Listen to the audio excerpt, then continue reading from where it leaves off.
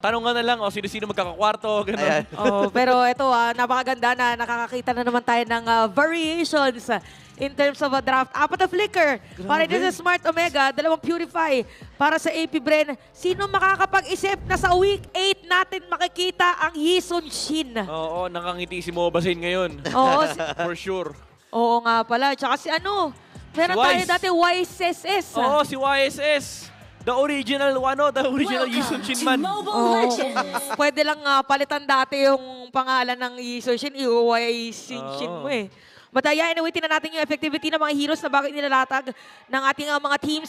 This is the final game for the series. And for AP Bren, again, gusto na tapusin yung run nila dito sa ating liga na talagang napakaganda. Pero yung Smart Omega talagang lumalaban pang makalason for the playoff spot. Ano kaya nila papatayin yung expert dito? Parang, pag-trick na ko yung mid to late game, alam mo sa totoo lang, ang condition dito ng Smart Omega is malupit na snowball. Kasi kapag hindi, yung mid to late game ng AP Bren, pang steamroll to eh, na kahit anong gawin mo sa team fight, sobrang overwhelming ng presensya ng Hylos, ng X-Borg. Tapos may intindihin ka pang Leomord. Naalala ko kanina nung nag-aargue tayo, sabi mo sa akin sobrang hirap kalaban ng isang X-Borg. Lalo ngayon, and I think Talaga ba? Sinabi ko ba yun? Oo, sinabi mo yun. Sinabi mo kanina. Oo, mahirap kalaban yung X-Borg, boss. Kasi yan yung mga heroes na kapag nasa tamang draft, no counter yan eh. Oo. Yan yung pag namatay yung X-Borg, kasalanan ng X-Borg eh. Tsaka true dam. Ayun di ba? Di ba normally si Luis mga gantong isang minuto pa nga lang or lead wonder pa lang, nandun na agad sa may gitna. Pero ngayon, hindi na maiiwan masyado ni Luis. Uy, grabe. Yung kanyang late. Grabe naman talaga. By the way, sa mga di nakakaalam, ganyan na po ang ultimate ng YSS ngayon. Diba na? May map hack pa rin naman yan, technically. Kasi kapag ginamit niya yung skateboard niya, makikita niya yung mapa.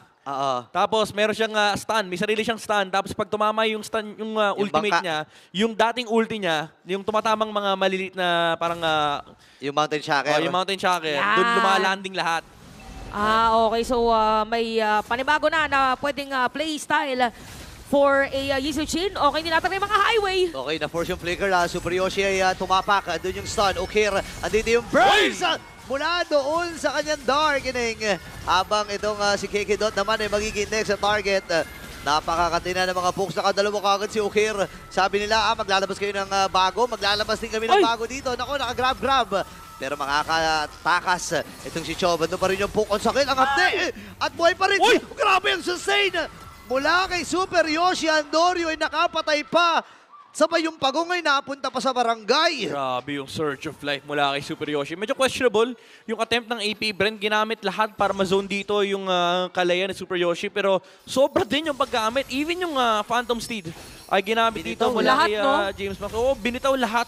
Tapos ang na-force nila is yung flicker lang. So, ang laki ng punish mula sa side ng Smart Omega. And again, malaking factor to kasi yung snowball ni Andorio yung aabangan natin. Isa to sa pinakamabilis na mag-snowball na marksman na jungle na pagdating mo ng mid-game, kapag enough yung kanyang lead ng 1v5 yan. Lalo na to, 1-0-2 na si Andorio for this game. And 3-0 para dito sa Omega. Pero magiging bawi naman dito ng AP Bren is to go on the other sides of the map para medyo mapigilan yung YSS.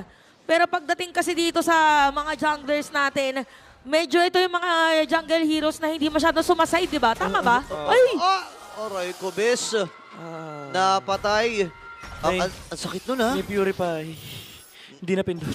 Masakit yun. Ay, oo nga. Hindi niya nagamit yung Purify niya. Sabi mo pa naman din na midnight nung kanina, ang hirap ng Granger na naka-purify.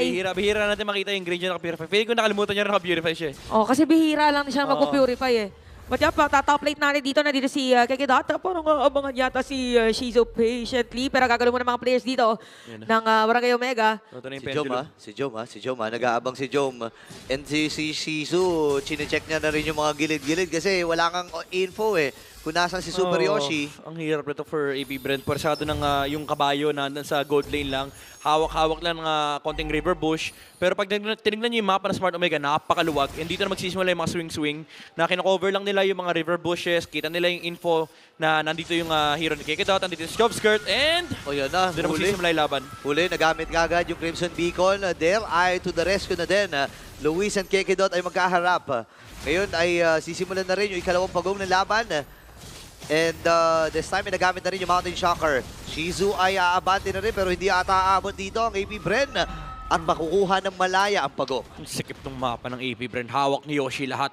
Kumbaga, for Kekedot, para makatawid siya ng river, kailangan may ano ba sila, body-body system. Kasi yan ang, yan ang nature nung Hylos versus Kalea. Lalo pag snowball yung Kalea, parang di na kailangan respetuhin yung Hylos kasi pwede nilang bigyan si Kekedot na yan. Si Luis iniwan na yung XP. Barag, oh. Barag. Tsaka naglo-long lane na dito kahit XP lane. Yung, di ba normally makakalakad ka pa na hindi ka maiilang sa riverside. Dito dumadaan muna sa may jungle area. So parang magiging action na lang ng AP Bren dito is somehow paliitin yung mapa dito ng Smart Omega, but definitely lamang na lamang ang Omega para dito sa ating laban. Kasi Furilio, si Super Yoshi, tsaka si Luis nakakalagpas doon sa mga other areas at natatimingan kung kailan lalabas mga purple buff, yung mga iba pang jungle, di ba? Pwede sila mag-teamfight anytime. Magkakasama na, 5 5 magkakasama, ibibigay itong Torre dun sa may bandang ibaba. Pero yun na naman yung trade na gagawin dito ng Smart Omega, ibibigay at mag-iiwan na naman ng linya.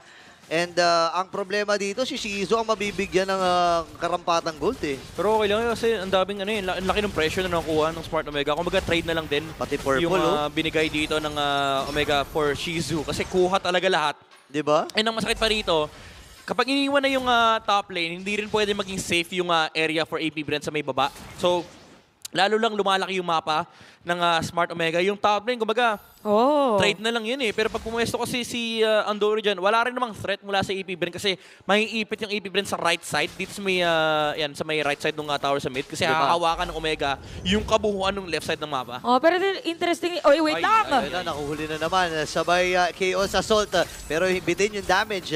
Nabitawan kagad yung Crimson Beacon para dito kay Chomskirt. Ngayon may mga ultimates na i-commit pero walang mamamatay. Third turtle ng game, sisimulan na ng Omega. Pero nakita natin kanina, in terms of gold, lamang si Der and si Shizu dun sa mga kalay nila. Pero yung mga other heroes naman or other players, sila yung lamang. So depende na to sa initiation kung paano i-capitalize ng mga teams kung ano yung mga winning lane for them. But so far, si Okir dito meron ng Sky Piercer. Ang problema kasi na kay Andorio lahat Kumbaga, ang kailangan isipin dito ng AP Bren, kailangan nila patayin yung YSS. Pero even if they do so, ang daming panggagalingan ng damage. Tapos meron ka pang intindihin na pagdating sa teamfight, si Jom, yung gold laner ng Smart Omega, hindi mo pwedeng tignan na something na pwede natin patayin to kasi yung hero niya, panlaban Siya ngayon nauuna na nagsiset ngayon Kanina, sabi niya siguro kanina, parang gusto ko na talagang humarap ngayon. Kaya, coach, ibigay mo na sa akin na Ruby para Don't Run Wolf King. Ayan na. Wait lang. Nagamit kagad yung Brilliance para dito kay Okir. So, info ito na maliit na info lang naman para sa AP Bren. Pero balik muna sa rotation. Balik muna sa farming pattern dito si Chobs. At may kita natin na nagsasama-sama na rin ang AP Bren. Luwag ng mapa ni Andoro. Kanya lahat yan. Yung bot, yung mid, tapos yung AP Bren, ipit lang sa dalawang side. Yung purple tsaka orange buff. Hihintayin pa nilang bumaba yung minion wave na yan. So nakikita nyo yung minion wave sa may top lane. Yan ay isang wave na hindi na ma-farm ng AP Bren unless itulak ni Jom. Not unless din sila dito. Magsama-sama sila dun sa lane na yun.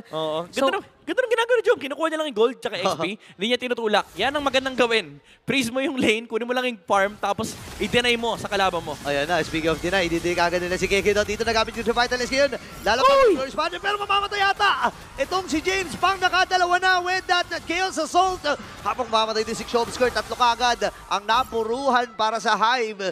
At dire-diretso ang Smart Omega, 7-0 to Pwede silang kumuha dito ng Torre sa may gitna at pumwesto na rin padiretso dun sa may Turtle and the Admiral returns. Huling beses na nakita natin na nagamit at nalaro si Yisun Shin ay nung MPL. Sa MPL ay during Season 9 at gamit siya ni Kyrie. Kyrie pa? Onyx Philippines pa siya nun.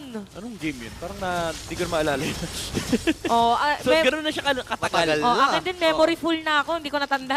Parang sure ako na nung season na yun, baka regular season pa yun. Hindi ko sure yung playoffs kasi parang wala akong maalala playoffs YSS nung season 9. Grabe, no? Pero tagal na Si Admiral din, ang alam ko, unang-unang MSC. Nagamit din siya MSC. Oo, tama. Ano pa yun? Agawan ng YSS Brody nun. So, grabe no. Dami ng pinagdaanan ng ating mga heroes. Pero ito, mas mahirap ang pagdadaanan ng AP Bren dahil 7-0 yung ating pinaka-kill score. And yung 5K gold lead, para medyo mahirap na talagang habulin. Super Ayun Yoshi! na! Ayun na, sa likuran talaga. Ang target ni Super Yoshi! And this time, yung mamamatay kagad yung jungler para sa AP Bren. Andun yung Lost Insanity, pero walang tatamaan. Dory Boy pa rin, nagamit yung Mountain Shocker. Tumama yung bangka. Pero kung nga ba sila dito, hindi na. Atras mo ng Smart Omega, kasama nila yung Lord dun sa may bandang ibaba. Pero ang baba ng buhay ni Andoryu. Yeah, medyo napasobra ng dash si Andori doon, yung traceless. Muntik siya maging kwento mula kay Shizu. Oo, munti ka na matapilok na parang, uy, maling wrong floor pala. Bata, ayap, masisira na yung Torre dito sa may top lane. And ang depensa na nga dito ng AP Bren, yung kanilang, yung Lord na bit-bit dito ng Omega. So far, ay hindi pa rin napipigilan dito kung paano yung pangkontra against Okir. Pero for James Panks, still waiting for that first kill. Grabe. 0-3-0, but look at the damage dealt. Andorio, 37,833. Ganyan talaga yan yung nature ng YSS jungle. Ang bilis mag-snowball yan Dalawa lang silang yung dalawang marksman jungle, yung YSS at yung Nathan. Yung Nathan isa rin sa pinakamabilis na mag-snowball. Yung mga kaya mag-1v5. And ang nakakatakot lang dito for Smart Omega, even though naka-snowball sila dito, again, pagdating mo ng late game, may Xborg problem ka. So, hindi pa rin naman ganong kasalyado yung late game dito ng Smart Omega. Lalo kapag umabot tayo sa mga Evolved Lord dances, dun mong mararamdaman yung presensya ni Der. So, if you're Smart Omega, ayan, puruhan mo na si Der. Ayun na, binasag kagad yung Piraga armor At kapag ganun kasi, wala nang contest na i-expect Hindi naman pwede mag-dive basta-basta si Kekidot. Kasi kayang-kaya siyang tinawin ni Okir. 5-0 and 2 yan, pre. Yeah. Sumakto pa naman din yung hero dito ng Omega, pang harapan lang. Oo. Diba harapan na talaga, kung sila nasa harap yung ibibigay na. For AP Bren, parang ganun din yung concept nila. So kailangan maging makunat muna dito si Darren, even kay Kedat. Yung parang kaya lang talaga nila i-sustain yung pinaka-damage dito ng Omega. But anyway, para mag-aantay lang muna ulit, syempre gagamitin na yung mga bush, tapos hindi mo na magpapakita wala information as much as possible. Ang problema nila dito, may damage sila para patayin yung YSS, pero wala silang hold. Kayang-kaya silang dive in ni Andoryu, lalo kapag nagsabay-sabay, yung Glue, yung Ruby, yung Kalea. Yung damage ni Andoryu enough para patayin si Chobskirt. Kasi hindi mo rin mapapaangatin Ang daming traceless stacks, ang daming traceless usage mula sa YSS. So parang do your best, try your best na paangatin yung YSS, pero medyo malabo yun. Mas malabo pa sa mata ko yun, sa totoo lang. Ang kaya pwede lang talaga nilang gagamitin dito is yung frontline defense ng Xborg. Pero kailangan pa niya ng konting defense item pa Kailangan siguro immortality yung pinaka-peak. O yan yung sinasabi ko, napakabilisan talaga. Naging stack ng Skypiercer para kay Okir. Ngayon naman itatawagin si Permil. Naipet! Andori mamamatay. Wala ang jungler dito ng Smart Omega. Pero inineksata na si Der. Nakoy, naibalibag ni Super Yoshi. Pero sapat ba yung damage? Hindi. Pop yung immortality. Pero si Luis ay nagkipagsabayan sa apat na miyembro. Mula dito sa AP Bren. Siya naman ang magiging next sa target dito ng AP Bren. Naku. And Shizu ay nakakuha ng kill. Biglaan lang nabaliktad yung sitwasyon. Is this it? Kasi mabubuhay na rin si Kekedat para diretso. Meron na naman bubuhatan! Super Shocker dito pero mamamatay siya! Oh my gosh! Si Joe may nakipagsabay. Ang Purify na gamit. 4-man down. Para sa Smart Omega at AP Bren. Malayang kukunin itong Lord. Puro low HP Si Super Yoshi Kaya nakabang! artist, the artist. Ayaw na. Okay, escape artist lang, hindi Lord artist. Oo, pero maganda to para sa sa AP Bren. At least nakakuha sila ng Lord. Pero for Omega dito, maganda naman naging juggle din nila during the team fight. Oo, kakasabi lang natin kanina, yung Xborg yung magigisusi. Pinasabugan si Andoryu, i-touch mo to, sabi niya. Yung last insanity flager, kahit anong traceless mo dyan. Inabangan yung traceless Inabangan, Pagkapasok ni Andoryu para patayin yung Hylos, ang ginawa ni Der, ginamit niya kagad yung ultimate niya sa YSS. Tapos pagka-dash palayo, sinundan, nag-flicker in. Iba no? And then makikita natin na ganun ka-eksperto na si Der sa paggamit ng isang Xborg. Matagal-tagal lang yung panahon na hindi natin nakita itong XP na ito. And ngayon ay dediretso na sila doon sa may bandang itaas at kailangan dumapensa ng Smart Omega. Naka-immortality yung Xborg, pwede magkaroon ng body sacrifice. Oo, kahit si Kekedat. Si Kekedat na immortality na. I think pag nailapag lang nila yung magandang opening sa mga kakampi nila ay kaya-kaya na. Again, yung 6K na kalamangan dito ng Omega ay naging 700 na lang. And for AP Bren, sila ang pwedeng pumatay doon sa lason ng Omega for that playoff spot. Amoy na rin Andoryu kanina 206 na siya Sabi niya mukhang makakahinga tayo mamaya pero ngayon nangangamoy La Union. for AP Bren dahil itong X-Borg na to napakalaking problema sa late game. Kalimutan nyo na lahat ng lead na binabanggit namin kanina kasi ngayon, Lord Dances yung pinaglalabanan and dyan mo mararamdaman Conceal. hari si X-Borg. Conceal. Normally pa naman din 15 minutes or almost 15 minutes nasa game equilibrium na yung mga kailangan mo na items ay nandun na parang yung mga next na lang ang pinakakailangan mo. So ito na, nag-group up na yung AP Bren, tapos meron dalawang naka-immortality. Medyo mahirap na rin biglang burst para kay Okir dito kasi more on single targeting yung Lunox pag nakaka-KO sa Assault.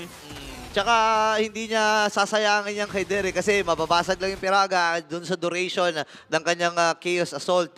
And tama ka dun, mahirap talaga para kay Okir na humanap ng target. Not unless ay makasalubong niya kung sino man. It's either si James Pang or si Chomsky, kaya niyang patayin in an instant. Pero kasi Smart Omega sama-sama na rin eh. Hindi na rin nila hinahayaan yung mga core heroes nila na magpalakad-lakad kung san-san eh. Parang ang hirap nito kung ikaw yung dalawang players. And even si Joma dito, kailangan maging maingat na kung kanina talagang sobrang aggressive. Parang hindi mo gugustuhin ngayon eh. So for this game, again, 15 minutes na po tayo kung sino mas pasensyoso. Pagdating sa initiation, most probably, yun ang alalamang. Lahat ng mga pwesto sa mapa ay kailangan linisin din dahil magkakaroon na tayo ng Ayun, Lord. grabe, walang gusto humarap kay Der. Hapde, aray ko po. Ay. Kaya ba nilang basagin? Oy, si Kekidot ay nandito. Umikot na! Ginamit. Ang tanong, kaya ba? Naku po, mauli ata si Andorio dito. Kailangan niya lumayo. Hinahabol pa rin siya ni Shobs. Andun na rin si James Boggs. Pop yung immortality ngayon, Super Yoshi. Ililigtas niya ba itong si Andorio? Ang tanong, ay ang kasagutan ay hindi na nga niya magagawa. Pop yung emo. Delikado at ang Smart Omega dito.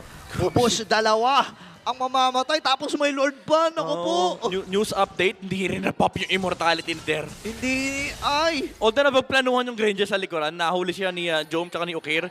Pero hindi kasi nagmamatter rin. Alam mo, yung carry dito, yung X-Borg na hindi na yung Granger eh. Parang ilan yung magiging buhay niya sa Firaga Armor, isang tumbling. Apat yan. Apat yan. Apat kasi yung Firaga Armor, yung HP niya, tapos pag nag-emo, Firaga Armor ulit tsaka HP niya. Oo nga pala, So, may reset yun eh. So parang gagawin mo dito kung i-burst mo na ba talaga ginamit yung Glorious Pathway. Okay, si Luis nakaharap, atras, pero yung Lord tinutuloy ng AP Bren. Wala, hindi makalapit. Biti na rin yung Chaos Assault mula dito kay Okir. Wala nang makalapit sa Hive. Kanya lahat. Pati Lord my kanya. gosh. Oh, wait lang ha. Sumabit din ha. Grab na ba yung nagamit? Nandiyan na si Shizu. Kakayanin niya ba? Parang Aray! hindi ata. Doon yung mga post. Free lang si Shizu dito. At si Luis ay mamamatay. Ngayon, ito ata ang bawi ng Smart Omega. Pop lang immortality. Pero Wala na last sa din ha. Pero naibalibag. Oy, Wala na pop na rin ang nakatapos! Piraga. And this time ay nakapag-breaker din itong si Der. Ang hirap talaga patayin. Alam mo yung ang ganda sana ng sagot, pagkalabas ng immortality, kinuha ka agad, tsunami slam. Kaso ang problema kasi, pagkatanggal ng Firaga Armor, immune si Flicker. X-Borg. Immune pa yun, tapos meron pa flicker. Oo, yung pag hinubad na yung armor niya, immune siya doon, tapos may flicker out lang. So ngayon for Der, yun yung sinasabi nating apat buhay, kinumit lahat mula sa side ng Smart Omega para lang mapatay yung X-Borg. And ngayon, round 2. Kasi ito na naman kompleto yung buhay, may Firaga Armor at may Last Insanity pa. Oh, if ever pa, pwede pa siyang bumili ng ibang defensive items. Winter Crown, pwede. Oh, Winter no. Crown. Ayun, si Chopskirt. Si Chopskirt yung bumili. But anyway, Lord will march in dito sa may top lane. So, Omega dito kailangan nilang madepensahan to. Pero para mahirap naman, gamitin kayo sa Assault. Para sa Lord, papasok na. Ginamit na kayo Winter Crown. Yun yung sinasabi natin ngayon. Ito na yung dive na gagawin ng AP Bren. Kailangan matras si Smart Omega. Basta Torres may batang itaas. Pero nakasabi na with the grab. Ngayon naman, si Boy, Antonio pero si ay nakapupok Jobskit! na nga rin lang. Namamatay itong si Luis. 4v5 ang magiging laban. Kakayanin ba nila? Ando yung Tsunami Slam. At diretso na ang AP Bren. Pero makakapatay si Okir. Atras muna sila dito. Ang baba ng buhay ng Lord. At nakapatay si Okir. Ladies and gentlemen, kailangan na umatras ang Hive. Nilalaban ngayon ng Omega yung kanilang base, pero kitang-kita na natin na talagang grabe depensa yung kanilang ginawa doon. So for AP Bren, medyo na-burst na yung mga heroes nila. Buhay pa, ayaw pa mag-book. Ayaw pa. Ayaw pa mag-book ng kwarto, ng transpo. Buhay pa ang hininga ng AP, ng Smart Omega. And for AP Bren, kala ko yun Ramdam ko na yung Lord medyo mahirap na pensahan. Pero Okir and Andorio finding that skill onto James Pangs. Naging malaking factor kasi nahati yung damage dito ng AP Bren. Si Shizu na lang yung technically sumunod na damage dealer. After din ma-burn yung Firaga Armor ni Der. Pero ngayon, pag-uusapan natin yung mga Evolved Lord na. Ito na yung binabangkit natin kanina. Pagdating sa Evolved Lord, hari si X-Borg dito. Kasi ang hirap labanan ni Der ngayon na meron ng Ice Queen 1. Tapos dagdag pa natin dyan, magkakaroon pa siya ng another set ng immortality pag lumabas na Evolved Lord. Mag-CCED na. Pero yung depensa kanina ng Omega, sabi nila, parang napapaisip kami sa La Union boss kasi 6 hours na Biyahe. na biyahe pala yun. Oo, Parang wag na lang muna bata. Yup, for jokes aside, for AP Brand dito, sila mas magandang hold doon sa may Lord dahil sila na rin yung dalawang inhibitor turret dito ng Smart Omega. And even pagdating sa Clash, parang si Shizo dito mas madali compared sa kay Jom na mag-deal ng damage kasi kay Jom dito parang nasa-shred na yung HP niya. Yep. So tingnan natin, narinig na naman natin yung ugong. Again, this is Lord Evolved. Pagalingan na to, merong conceal. Naramdaman ba ng AP Bren? Atras muna sila. Okay, Wala. si Super Yoshi lang ang merong immortality. Pagalingan na to ng posisyon. Ayan, pagalingan na to ng posisyon. Pagalingan na initiation. Para ipipilit yata muna na magkaroon ng immortality dito si Der. Okay. Unang mapikon talo, unang mag-dash talo kasi may Glorious Pato yung malaki kay Edot. Kalahati kagad yung buhay ni Andori dito. Nagamit niya yung kanyang regen. Ngayon, Super Yoshi, available yung flicker. Any moment ay pwede siya manghuli. Kekidot bumili na rin ng Guardian's Helmet para wala nang uwian. Alam niya, nararamdaman ko boss, mahaba yun dito. Mahaba. Mahabang pastulan to. Nakabait yung nakabait yung immortality ni Der Ay, Wait lang, Ayan na. Oy! Pero na immortality yan. Ngayon, iuunahin na lang si Kekidot. Ang tanong, sapat ba yung kanilang damage para Buhay pa ma-burst rin ito? yata! Walang immortality dito. Buhay pa rin! Nabuhay pa si Kekidot! Ito na yung pagbawi ng AP Bren. Buhay pa rin si Luis. Duguan ang mga Top lane, buhay top dito lane. ng AP Bren. Pero ang kapal ng minion sa may top. Ano ang magiging decision ng Smart Omega? Ang pauwi nila ay si Luis. At reset at balik na naman dito sa Lord. Parang medyo mabagal na mag-clear yata. Tama ba midnight? Ang isang glue? Oo, magdamag siya dyan. Baka Bitin hanggang yan. bukas siya dyan. Bitin yan. Oo. Ito na naman yung Feraga Armor, may Last Insanity na naman si Der. Ang dami niyang ultimate, ang dami niyang May HP. imo na, may May imo na. immortality pa. Ang daming set Oo, ng skills dito ng AP Bren. Buhay na rin yung Glorious Pato, yung mula kay Kekidot. Ang hirap for Andoryu na makabalik sa pwesto. Isang nakap nga lang na skill dito ng Lord, nangalahati yung buhay niya kanina. Oo, hindi niya pwede hawakan yan. And ito yung downside Kapag yung main damage dealer mo, ito rin yung retry holder. Hindi ka pwede magpabaya, hindi ka pwede magpakita kagad. Kasi pwede kang targetin May Oracle pa si Der. Literal na ayaw mamatay. Ayaw mawala ng HP. Hop! Super Yoshi Zone malala. Okay, wala siyang flicker dito Nakakat yung minion pa din sa may top Hirap nito. Ang hirap nito. Parang ito yung mga lahat na ng emosyon mo, nararamdaman mo. Tapos parang medyo mararattle ka. Boss, i-clear ba natin muna yung minion wave? Minion wave tuloy. Minion wave. Minion wave. Okay lang yan. Ganun talaga nakakabaliw yung sitwasyon ngayon kasi malupit ng Lord Dance for both sides. Pwedeng i-reset to ng AP Bren kasi ang kapal ng waves Oo na nga. nasa taas. Kapag may nagpakitang isang hero dyan, may conceal. Sa gitna. Mula dito kay Kekidot. Kanina pa siya nagpalit actually. Uy, parang Nung, ibaburst kanyang na. roaming na spell. Ibibigay ba nila to? Ngayon, nakahabol na si Andoryu. Oy! Si Der, babasagin nila yung Feraga Armor pero nagamit yung Lost Insanity. Ito na. Pathway. Ito na yung sabayan. AP Bren and Smart Omega. Ngayon na, ibit-bet ito si Kekidot. Pero sapat ba yung magiging burst? Hindi ata. Super Yoshi. Mapopop yung immortality niya dito. Gamit din yung Winter Crown ni Shobskern. Oh Sobrang my crucial nun. Dalawa kagad tumba para sa Omega. Atrasan muna dito itong si Andoryu at si Super Yoshi. Nakagrab-grab pa. Pero yung mga minions, tinatapos na yung laban. Yung mga minions, tinatapos na ang laban. At pipigilan ang pangarap ng Omega. And with that, with a reverse sweep, AP Brena ang tatapos